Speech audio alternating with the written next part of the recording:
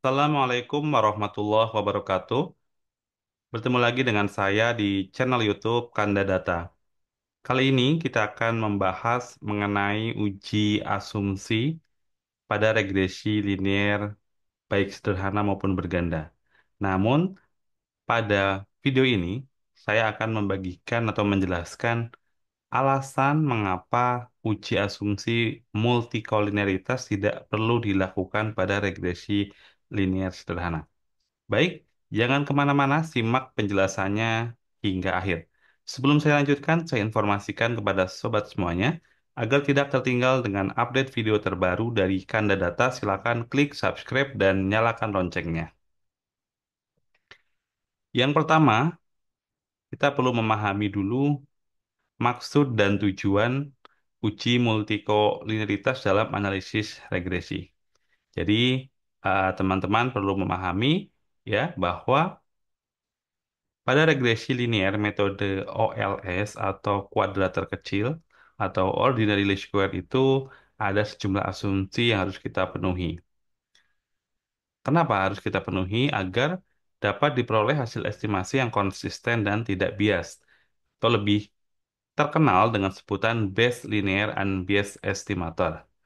Nah, oleh karena itu, kita perlu melakukan pengujian untuk memastikan bahwa semua asumsi yang dipersyaratkan pada analisis tersebut terpenuhi. Uji multikolinearitas ini merupakan salah satu uji asumsi yang perlu dilakukan pada regresi linear metode OLS. Apa itu uji multikolinearitas?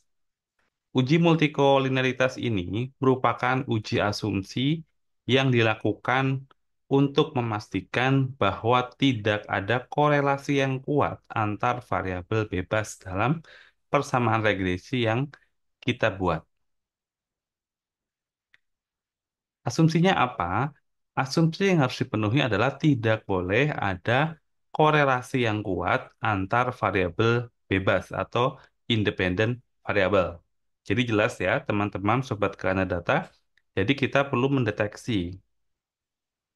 Seharusnya kalau memenuhi asumsi itu tidak ada korelasi yang kuat antar variabel bebas. Nah, kalau misalkan dikatakan ada korelasi yang kuat antar variabel bebas, maka disebut persamaan kita mengalami masalah multikolinearitas. Sebaliknya, kalau tidak ada korelasi yang kuat atau korelasinya rendah antar variabel bebas, artinya kita memenuhi asumsi non-multikolinearitas. Jadi harapannya adalah tidak ada multikolinearitas atau non-multikolinearitas. Oke, ini adalah konsep dasarnya. Selanjutnya yang kedua, yang perlu teman-teman ketahui, bagaimana cara deteksi uji multikolinearitas? Ini menggunakan apa? Pada pengujian multikolinearitas ini ada dua uji yang dapat kita pilih ya. Yang pertama, kita mengkorelasikan masing-masing variabel bebas. Kemudian yang kedua, kita mencari nilai variance inflation factor atau VIF. Keduanya akan menghasilkan kesimpulan yang sama. Jadi cara yang pertama kita bisa mengkorelasikan ya kita memperoleh nilai koefisien korelasi. Lalu dari koefisien korelasi tersebut kita bandingkan dengan nilai R tabel lebih besar dari atau lebih kecil. Kalau lebih besar ya idealnya itu adalah tidak ada multikolinearitas.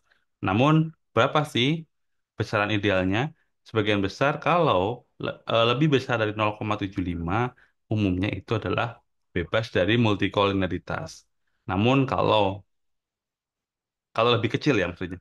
Kalau lebih kecil dari 0,75 itu adalah bebas multikolinearitas. Namun kalau lebih besar dari 0,75 itu harus waspada karena itu adalah potensi untuk terjadinya multikolinearitas.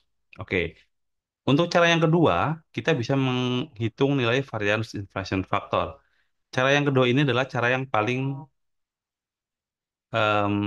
dominan, paling sering atau paling banyak digunakan oleh para peneliti.